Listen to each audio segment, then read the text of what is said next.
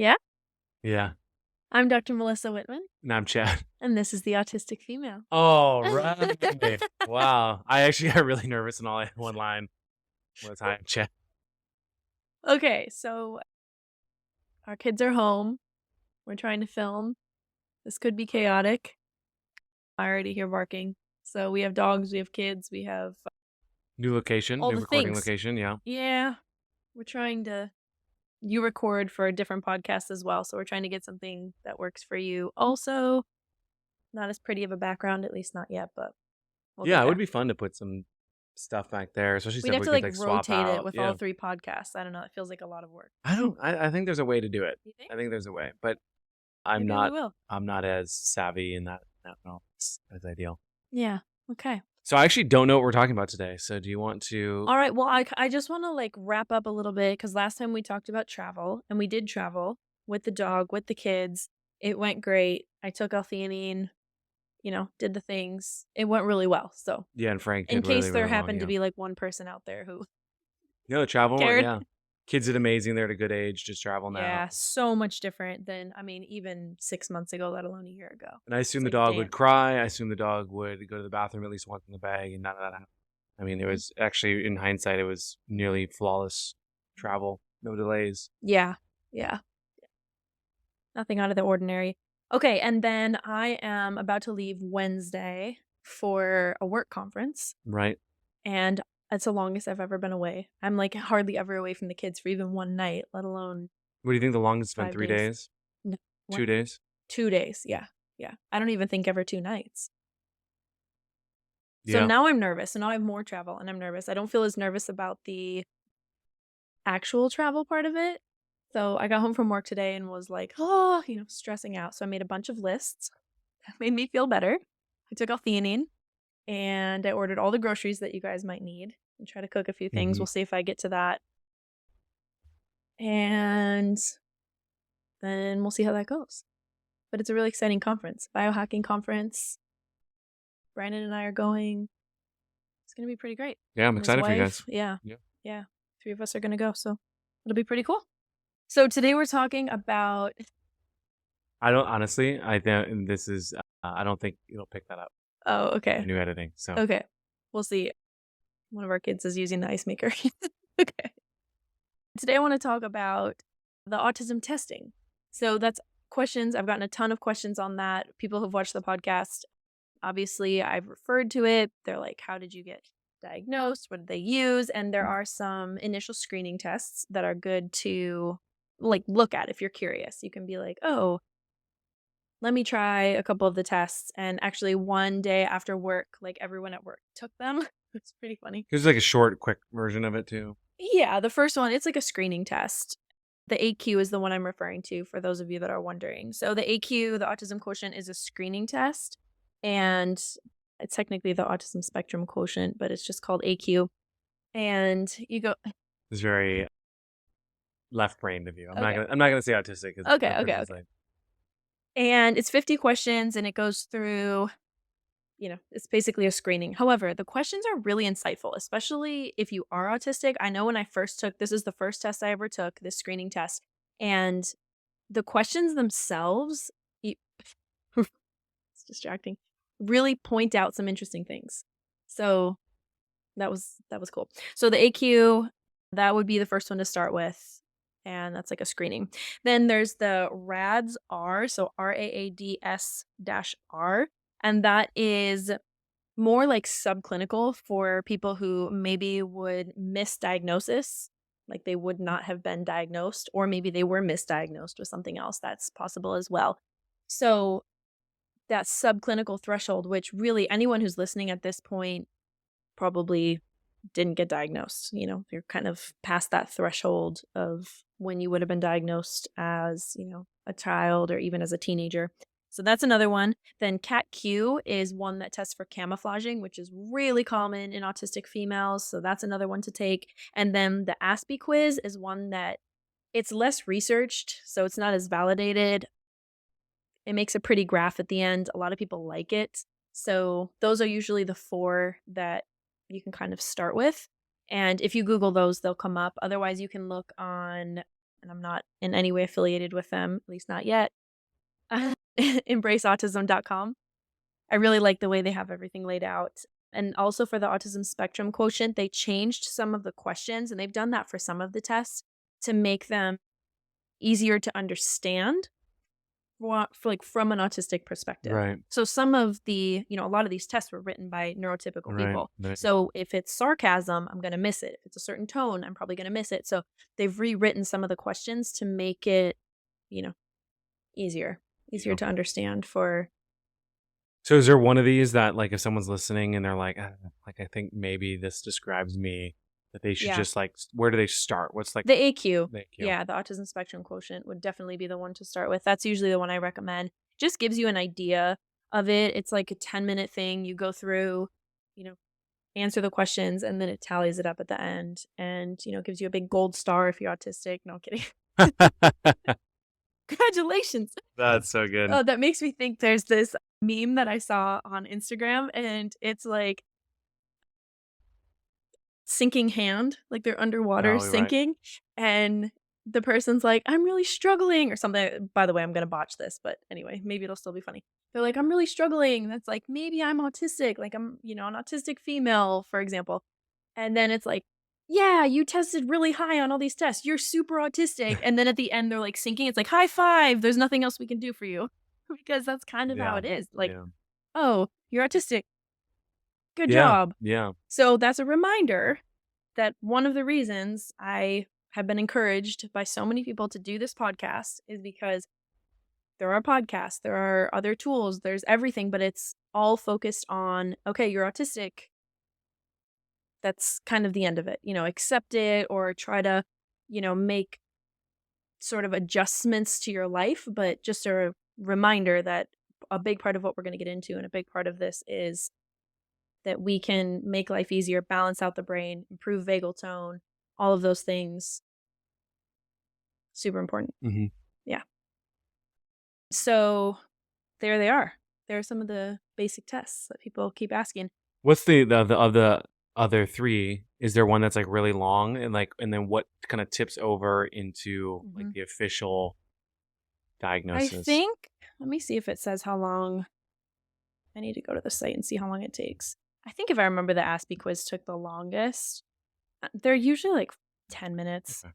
And It's then funny are they these say 5. I remember them saying, "Oh yeah, the RADS R takes the longest." I think that did take me 30 minutes. So I, have been in school for many, many, many years, but I still read pretty slow and I do struggle sometimes with comprehension. So 5 to 10 minutes if you're in a time crunch, I plan for the upper limit of that. Especially like if you're taking this for the first time, you've obviously got a lot going on in your head. And I know I was reading, rereading, like, does this question actually apply to me? Because I don't right? actually think I'm autistic. And Yeah, I remember I took one of the tests and I you did. You took remember the AQ. So that was the one where I'm like, this test must be flawed. Like, you take it. And was a little tricky too because you go into it and you're like, because you know it's an autism test and there's a question. For example, I have some sensory stuff with like, I think Yeah. of like I hated finger painting as a child. Like the idea of like getting my finger in paint, even this right now talking about it, and, like, rubbing that on like that construction paper. I mean, just even rubbing my finger on this table is just, I just don't Yeah. like that thought, that feeling. It just gives me a really icky feeling. Yeah. And so knowing it was an autism test though, and then seeing a question of like, would you say rubbing, finger painting is, do you strongly disdain, you have no Yeah. opinion, love it, right? It's like if I were in a casual conversation, I'd be like, oh, I hate finger. Like I don't want it. But then it's an autism test, so I was like second guessing a little bit of my questions of like, well, would someone like, and so I'm trying to like, okay, just answer. Yeah, you If should have I just answered it. when I did, I'm just Okay. saying though, like there are certain Okay. questions that might be like, well, am I sensitive to loud noises? Like, do Mhm. fireworks count as loud noises? Does Mhm. someone clattering dishes, is that loud Mhm. noises? Like those are Mhm. pieces. But Mhm. so are these different though than like, okay, let's say you go through these tests and you test really high. Well, hold on. Can you remember that thought? Yeah. You're very good at that. I'm not. So, what you were referring to though is what I've talked about before, and maybe what I'll need to touch on more is the difference between there's like neurotypical, right? But then there's a huge bubble, like if we're looking at circles, right? So there's neurotypical and then neurodivergent. And then within neurodivergent, there's a little bubble of Venn diagram. autistic. It's not, is it a Venn diagram? Because it's multiple. It's like 6 bubbles, the one I'm thinking of. Yeah, yeah. It's And not just the Venn diagram can have like an N of whatever. Okay. So it's all those different ones. So you're like for sure within some of that neurodivergent, like sensory, and just not in the like autistic part of it too. Yeah. So also if you feel like you resonate with this and you're testing, you go through these different tests and they don't really fit, that's not like, oh, you're perfectly neurotypical and explains everything, right? Like when the first person that I saw when she did all of my testing, she also tested me for ADHD, which I didn't know she was even testing me for at the time. And there's a lot of overlaps, but there's also a lot of push pull with it. Because ADHD sometimes just needs everything to change because you're like, I can't handle this. Like, I need everything to change, but autism needs everything to stay the same. And it can be really difficult at times. And I never even like considered that because I'd never taken any of those tests or done any of that before. But that's where, again, it's the neurodivergent. And then within that is the autism. And then, there's a small portion of that where the ADHD and the autism overlap. Okay, go. No, so let's say you score really high on all of these. Yeah. Is there then another test that, like, when you go through official, more of a medical diagnosis, or are these the tools they use? No, I mean, I think I did I want to say I did 12 hours of testing for the diagnosis each of the times. I mean, it was a lot. It was a lot of different tests. And I pulled up my scores because I want to go through. A little humble brag session here. No, not at all. So it's funny because I remember I sent these to someone once because she was just like finding out maybe she's autistic. And I said, okay, I'm going to send you all of my scores just so you don't I don't know. It's like, so you don't feel bad. And I said, I feel like this is sending you like a nude pic of my brain. This is really vulnerable. Is this to our mutual friend on West Coast? I don't actually remember. It was a while ago because it was very soon after I got this. It might have been. And that it's so funny because it feels like that because this is really extensive. Like what I have in front of me, this document is really extensive. It has a lot of test scores. It has all of the normals, has what I scored, and it has like the therapist's opinions. And then I didn't send them the full document. The document's like 70 pages long. But yeah, it's let's go AQ is out of 50. So that one's out of 50. And if I remember, you scored like 12 or something. And the threshold is 26. So most people, if you are autistic, are going to score more than 26, usually more than 32. Again, out of 50, I scored 45, and that's pretty high. So, it says consistent with autism, but that's pretty high. I don't think you've ever seen these. Yeah, we're just looking at a chart, and it basically shows you each test and then her score and then a column with a threshold. So kind of like, like she said, like what's the tipping point? Yeah. And then what the meaning is in the last column. And there's a lot of consistent with autism.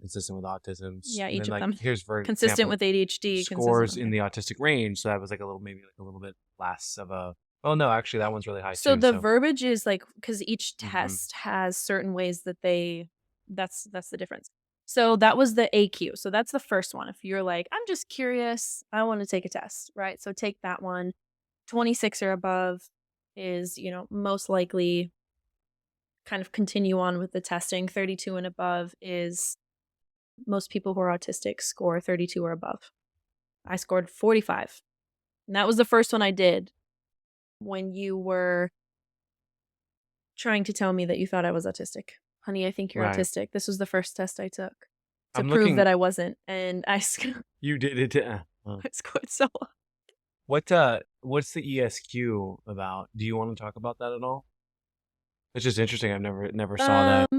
And just for anyone listening, it has her three strongest. Yeah, that one's skills, like really vulnerable and then to talk weakest about. 3 skills. I mean, I don't know. Feel free to not talk about it. But let's go through the ones I talked about first. Okay, so AQ, and then the other one I said was the RADS-R. So that is if you could potentially be subthreshold, subclinical, and miss out on being diagnosed. So most people who are autistic score above 65. And 100% of neurotypicals, according to their data, scored below 65, which is why this is a really interesting tool to use because, in their study, when they've, the validity of this test, 100% of the people who are neurotypical scored under 65. I scored 161. So, but that being really high makes it a high likelihood that I would have missed out on getting diagnosed when I was younger. So Oh, and I that's what that believe if I test is remember about. this test when I took it, it was basically like, how well have you adapted to Earth? That kind of thing. Are you suggesting this is what get me canceled? That Oh, like God. there's like, I mean, actually, okay. What? What? I never know what's going to come. Yeah, Actually, I usually do have a pretty good idea. it is interesting. It's an interesting comment though. I was actually listening to a podcast. It was, I think it was either Lex Friedman podcast or Joe Rogan. I can't remember. But it was actually interesting because they were talking about autism, and this is a complete tangent, but I think it was Rogan because I think he was talking about this idea of like, is that the next phase of evolution of humanity? Is his ability to hyper fixate on a particular thing, and like as the human species becomes more specialized, and like, is that actually the direction of humanity going? Less emotional, more rational. Obviously, I think he probably doesn't know a lot of high functioning autistic people in his life because I also think that they are quite emotional in my experience as well. Like just in less, they might be able to pick A or B, which is like a very clear and maybe a ruthless prioritization, but then something else like the lights being on or off in the kitchen and their son disagreeing with them, like they're highly emotional. Right? So, anyways, but it was your comment of like, how do you perform here on Earth? It was like, that is it's weird to think about it as sort of like a next step in evolution potentially for humanity, and in B of like this almost alien consciousness, like that's almost how you've made comments before of sort of feeling like an alien 100%. and so it is almost 100%. sort of like Yeah. you sort of accept sort of craziness about Yeah. spirits and whatever. It's like, oh, like what if that's just sort of like it's just weird to hear you describe that and then think about it as being like almost true for a second and just saying, how would an alien, if an alien's consciousness could zap here and then grow up here, would that look and feel like autism? It's really interesting thought experiment. I don't really have a point with that rant. I think I shouldn't touch that. No, I don't think so. But I do have some interesting thoughts on it, though. We can, maybe talk about that. Not when we're recording. You know what my thoughts are going to be, though, because we've talked about this for years. My different things, and it's part of what, drew me to spirituality and different things because you just like I knew that I was different. I knew something was. It almost feels like something's wrong, but then when you go towards spirituality, you can make sense of it because you're sensitive to things. It really does go hand in hand with my spirituality. But also when I'm meditating, when I'm, really in the flow about different things, that brings up my right brain. Interesting. So it does improve my life because it is making my cortex more balanced. And it's also bringing me into a parasympathetic state when I have a routine meditation, like a regular meditation practice. And the times that I have had that and I've stuck to that, I mean, it does make your life better. So then if, it's like, oh, spirituality makes my life better. And I do fundamentally believe that. I do think that's so. Fascinating. But that's the reason, it's where I can go like super, super spiritual and woo-woo, but I can also pull it back and be like, here's some neurology that makes that make sense. Well, I feel like, this is a whole episode in itself, is that we've always, I think, talked about, I think that's always been my point of view, stepping into some of these things is like things like meditation, things like positive thought, things like putting out, your intentions and sort of in gratitude, all these sort of core principles of a lot of organized religion actually, like a lot of times you can find they give structure too. Right. There's just like objective benefit. And it could be, and I love placebo effect, which is a whole nother topic. Yeah, it's frontal lobe activation. But I feel like it's one of the most under discussed and mind blowing concepts in medicine. Yeah. That I feel like has this really polarized opinion of it. But like we literally, like unless you do a double blind placebo or like double blind randomized control study. Thank you for that. Because the effect of placebo is so real and so effective. Like that blows my mind. So anyways, I'm like 2 layers deep now. 1 layer back up is that I think that is a really interesting connection to say, hey, those types of loops actually were helpful to you, and then take that one step even more medically and more objectively and take some of the cultural and religious aspects out of it for a second and just say, and there's good evidence to suggest that clinically and sort of medically and as Western society and as most rational as possible, just doing those loops is productive for a person with autism because it might be balancing out the brain. That's really fascinating. Yeah, for sure. So there's so many things there, and I've already forgot like 5 of my points because I didn't know. It's okay. I said in episode 1, like, I need to have something to write things down. I don't have a whiteboard, but You have a little cheat board down there. Right I away. need to actually use it. I already forgot so many of my points, but for sure, the times in my life, again, where I have had a consistent meditation practice or like yoga nidra. Right. So yoga nidra brings you into your body, into the interoception, like all the things that can be lacking for sure in people who are autistic. That's right brain, right? Like we keep our representation of our body in our right brain. The autistic kiddos, they often like don't feel pain the same. They just don't feel their bodies the way that a neurotypical person does. And so that makes a huge difference. That's a big part of it. But then also when you're talking vagal system, like you have that dorsal vagal, which is shut down. And then you move into sympathetic, which is fight or flight, Moreau reflex, all these things. It's like the, kind of anything jumping, freaking out, whatever. And you want to move towards ventral vagal. So a lot of people, like for example, chronic fatigue is often bouncing between the dorsal vagal and the sympathetic point. But I also feel like most of the times in my life, especially before being diagnosed, that's kind of what I bounced between too. Like I had no idea what a ventral vagal state felt like. I was either in a sympathetic state, which honestly felt better because I could actually get things done. It was like, frantic inside, but I could get things done. I could hyperfixate, I could whatever. But then you get into that dorsal vagal state and it's shut down. It's freeze. It's stuck sitting there and I know I should get up and do things, but I can't. That's what happened when I got home today. I sat down again. Our kids are home today.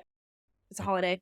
And so you were with the youngest trying to get him to nap. I went downstairs and sat with the 6-year-old, and it's, sweet to sit with my kid, but I could feel myself and I realized I'm like, oh, I'm going into a complete freeze, fear paralysis, procrastination around needing to get ready for this trip because I have so much that I need to get ready and I need to do and that I'm thinking about and concerned about and all of these things, half of which are, I don't need to be worried about or concerned about. So I'm working through that. And so I sat there for, I don't know, maybe and this is another thing too, like I'm stressed and I'm just like hunched and I gotta sit up. You need to sit up taller too to help me. We're trying to be close to here. Taller, right? Yeah, we have to because actually I get stressed out by the end of this because I'm trying to be by the microphone.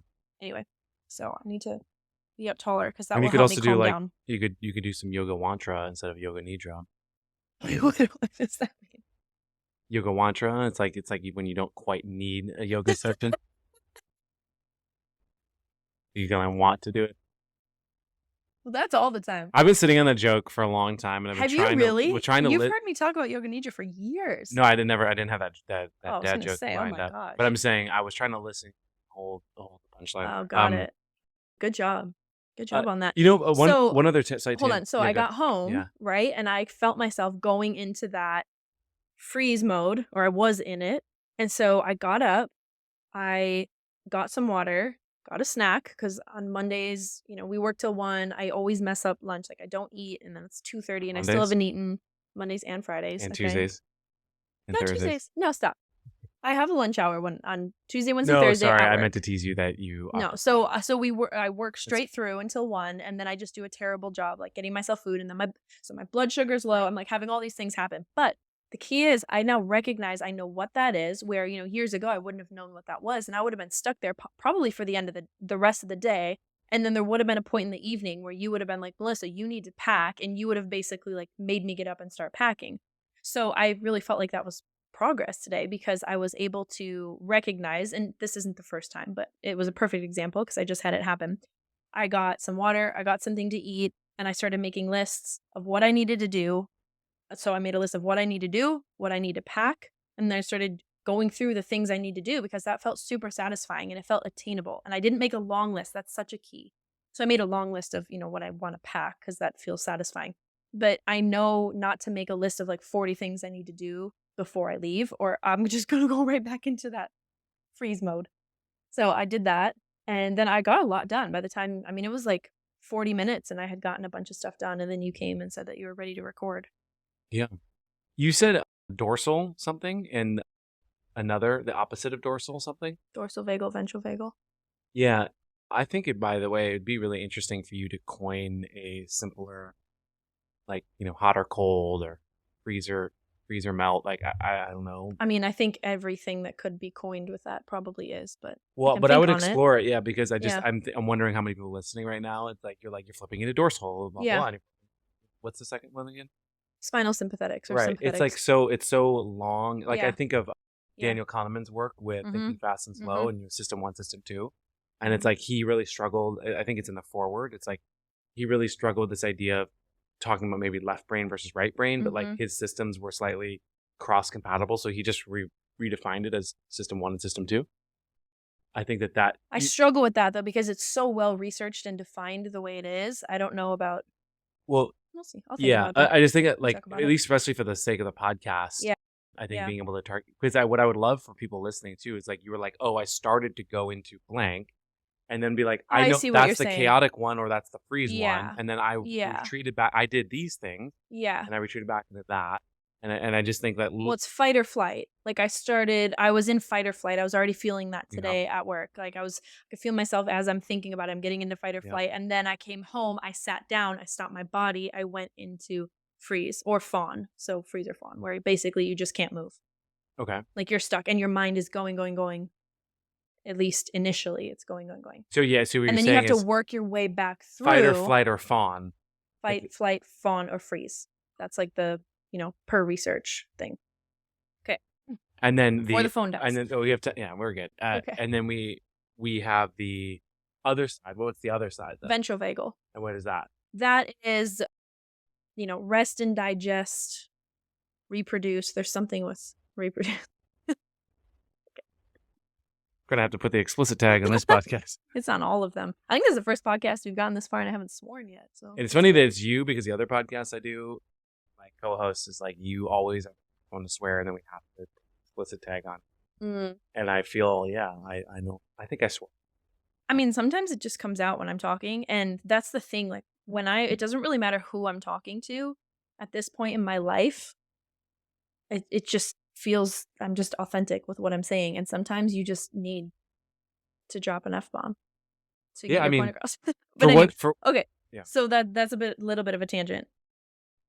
I'll think about that. I'll think about like kind of, so there's a diagram, and maybe the best thing is just for me to draw that out. It's been drawn out, whatever, but I can do it on here for sure. So I want to go back to just the other tests, and then I have 2 theories that maybe I want to present because I want people's feedback on them.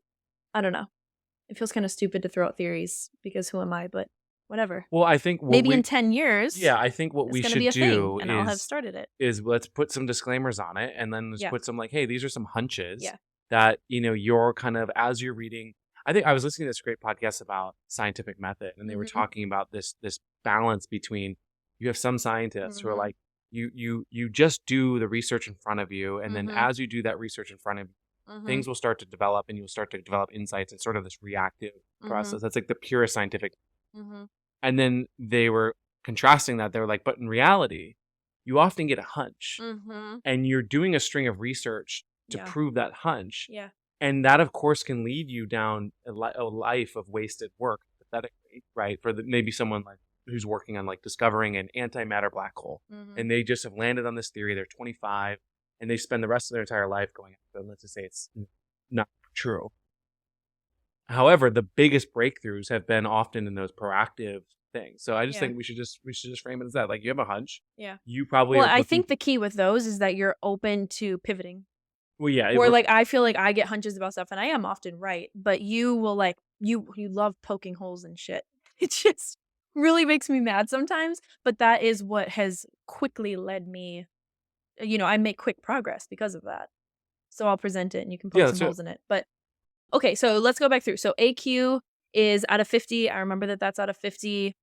26 and above, I scored 45. The rads are 65 is the threshold. I scored 161. And then cat Q is 100 is the threshold to be consistent with autism. And I scored 142. And the other one was the ASPE. I don't actually think the ASPE was part of my official testing, I'm realizing. It wasn't, because that's less validated. So that wasn't on here. That wasn't part of my official testing. But it is kind of interesting because I remember, you'll see the graph and I was all like the neurodivergent section of it. So also, if anyone wants to show me your graph or any of your testing, like, I'm super curious to see it. So if you want to send any of that to me, let's do it. Okay, great. And also, let me know if you want me to go into more detail about these tests. I feel like, you can read about it online, but if you want my perspective on it or you want me to go into it, I certainly can. So you Yeah, I guys can mean, just let me know. You've been good about giving me feedback. yeah, and if people like it, I mean, this is part of the podcast is, I mean, there's a world where we just go through and you just like take it, right? And people could just, and they're Yeah. not sure if they want to take one or walk literally through one. Yeah. And put that on YouTube or something like that, which by the way, we should have episodes on YouTube, but I thought they were. Okay. they're just on Spotify video. Okay. But that could be really interesting too. So if someone's like, hey, I'm just like, it would just be great for you guys to like pull sample questions. Actually, maybe you should pull up some questions while we're you can just click a couple to give people a sense of what it feels like. We can wrap that in the end. If you just I want to cue it up. But did you have a Okay, so for example, autism spectrum quotient. Question number 1. I prefer to do things with others rather than on my own. And then it's definitely agree, slightly disagree, definitely disagree. So do you prefer to do things with others or on your own? Like, I'm 100% would rather be on my own. I prefer to do things the same way over and over again. This is kind of where the like ADHD autism conflicts. Because in general, yes, shit, I need to change. Yes, I need to change. But anyway, I frequently get so absorbed in one thing that I lose sight of other things. I mean, oh my gosh, hyperfixation, yes. I often notice small sounds when others do not. That's not me. Episode 1, the epic, did it get edited out or not? I don't even know. We left it and then I was like, no, we need to edit that. And I don't think it ever actually got edited out. Yeah, I'll just touch on more. I find it hard to make new friends. I notice patterns and things. I find it easy to read between the lines when someone's talking. And every single one in this particular format is all multiple choice, always the range. I'm on that about 50 questions. Yeah. I find it very easy to play games with children that involve pretending. It is funny to reread these. So I have a little bit of a funny story about that. So we obviously, in my practice, again, we work mainly pediatrics and a lot of pediatric brain injuries, but we also see all ranges of neurodivergent kiddos and a lot of autistic kiddos. So we switch every hour. So it was my hour with this patient that we all adore, and we needed to do some pretend play with him. And I have him, and they're like, okay, let's put him. So we've got the lasers, we've got the Fisher Wallace, we're doing stim pod, everything. But while we're doing all that co-activation, we also wanted to do some pretend play. I literally had to Google pretend play ideas and then figure out how to do it. So it was therapy for both of us. But I know I came back in and I was like, Kristen, I had to Google that to Google pretend play, because any kind of pretend play, and I see this with our oldest, like imaginary play or pretend play is just reenacting reality. It's not actually like imaginary world kind of a thing. Yeah, it's just reenacting reality. Less like I'm a space cowboy on Jupiter. No, it's more like I'm a taxi driver. Yeah, because it said to do charades, and so I'm doing charades, and I'm like, this. I'm just reenacting reality. Okay, so 2 theories. And let's but just for the sake of disclaimering, it's just like these are just like no one should take that as medical advice or anything like that. It's just none of this. It's just hey, how do you think about it? And obviously we'll know more, but like it's just an interesting concept, and please do your own research. And so that's enough. So this first one. So in my world, I take on a lot of like interfacing with lawyers and a lot of the legal responsibility, and so for your job, for my job, and so like my brain is very. I've been told like I'd make a Yeah. great lawyer if You I would have 100% stepped would. into it. You absolutely still And could and so should. yeah, now Yeah. we're just off the rails. This really doesn't have much to do with being autistic. It's just kind of a theory, but I think it will help explain, maybe how some people feel. And then if you're autistic, it's going to be, even more. So when we, as a society for COVID, went into a shutdown, right? Initially, everyone's watching the news. So we're going from a lot of people who maybe were in a ventral vagal state. So they were like pretty chill, doing okay. And then it's freaking out to some degree, maybe a minor degree, maybe whatever. But initially, it's like, wait, what's going on? So we're kind of getting into that sympathetic fight or flight, right? But what are you going to do? You can't go anywhere. You're stuck at home. You can't flee. I think one of the options you offered before is procreate. That was the ventral vagal. That's how people tried to stay calm, at least initially. Yeah.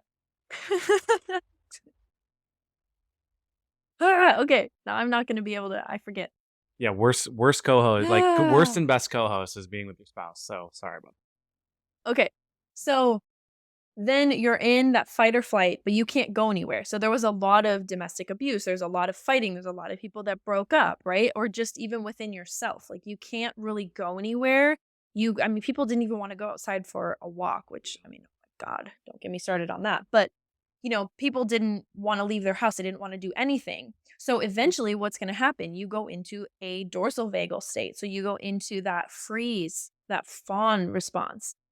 And then we saw a society for years that just like wasn't making progress. And I think there are still people who are stuck. I mean, there are still so many patients I see that are having repercussions of that. They're stuck in that, whether it's showing up as chronic fatigue or it's showing up as, depression, whatever it is. They're either bouncing between that dorsal vagal and that sympathetic, or they're just stuck in that dorsal vagal state and don't really recognize where that initially came from. But I'm been seeing this in practice for the last few years. So, point being, someone who is autistic is going to be, I think, in my opinion, even more prone to getting stuck in that freeze or fawn state, in that dorsal vagal state, because you're probably already there, or at least bouncing back and forth between those.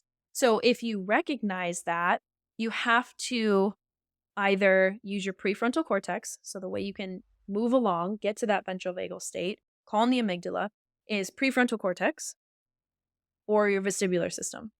So you either need to meditate is one of the best things to do. So prefrontal activation, there's other ways to do it, but at home for free, meditation. 10 minutes. Yeah, like get that prefrontal cortex going, or your vestibular system.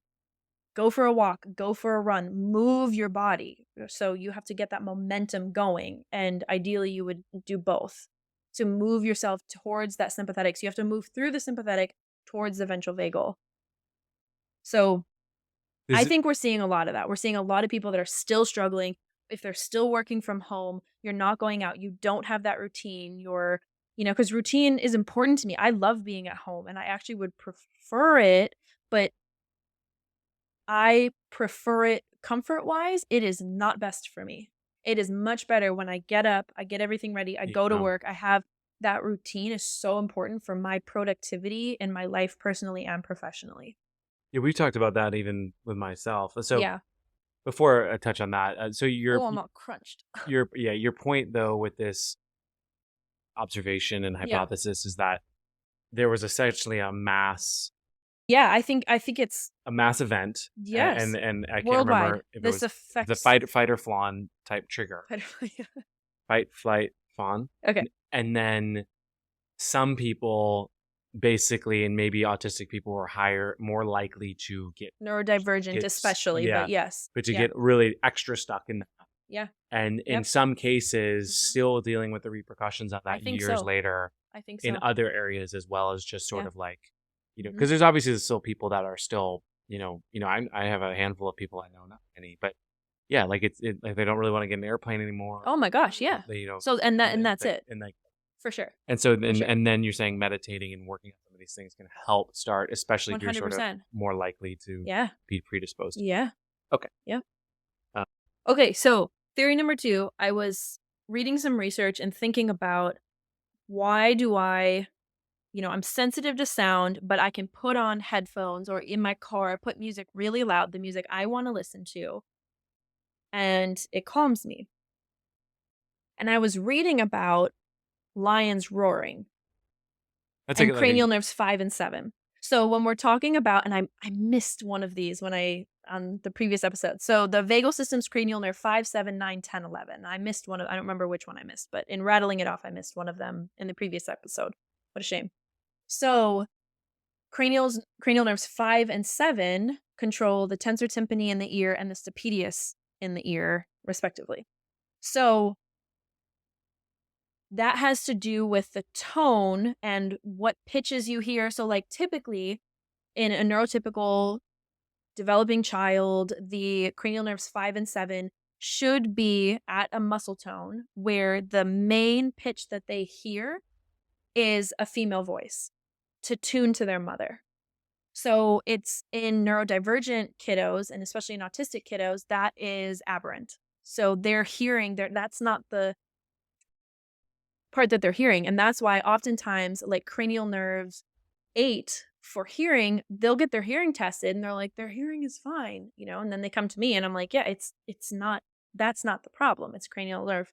I mean, all of them, 5, 7, 9, 10, 11 is a big part of it, but especially 5 and 7 when it comes to hearing. So the tone of those in the ear then changes which pitches they're hearing. So they're not hearing their mother. So you could be calling them, you're talking to them, and they're just like staring off. Now, there are other reasons that happens. This isn't the only reason. But that is something I know of in practice that can happen. So, lions roaring. When a lion roars, right before it does, it tenses, it tightens the stapedius muscle in the ear so that it doesn't like deafen itself by its own roar. And I was thinking, I bet when I know a sound is coming and it's a sound I like and I'm about to listen to that loud music, I bet, and I have to figure out how to test this, my like cranial nerve 5 and 7, like especially for the stapedius, but probably tensor tympani as well, tense, they tighten for better tone, and then I put on that music. So not only can I tolerate it better, but it's calming, it's something that I like. And then I think it calms, it continues to keep me more calm after for a period of time. Like that type of stim, I can finish and be like, I feel a little bit better for however amount of time. But I think that that's because that tone is probably still having better tone of that stapedius muscle than previous. So I think that's it. I think that's the reason why listening to loud music is calming. like Because it's stimulating the biologically. vagal system. Mm-hmm. And again, that's not necessarily true across the board, but that is kind of a typical thing for neurodivergent people, that they'll put on headphones and want to listen to their own music. And it maybe not even loud, but if you're listening to it, I think there's got to be some kind of effect going on similar to when a lion roars, because it's coming. There just has to be. There has to be. Yeah. I don't really think I have any questions, and I don't think I could reframe that. So, but one random anecdote that I'd share is that I find that when I play basketball, and this has been the case for me for quite a while, was that I really, really do better when I warm up to music. Mm. And it's not the music itself, it's music that I feel I can feel my body kind of get that like kind of shiver, you kind of just like you're amped up. Mm-hmm. It's music that gets me up to that level. However, it's this relatively same set of 100 songs or whatever it is. I think the playlist is relatively small where I know the words. Uh-huh. And what I find myself doing is like going along with the lyrics so well that I almost feel like I slip into a flow state. Yeah, sure. And that when I play basketball, coming into that flow state, I'm far more intuitive, far more just like I'm going, which is for me, I'm a decent shooter, but like when I'm out of my own head, I shoot way better than when I'm like thinking about my jump shot. Yeah.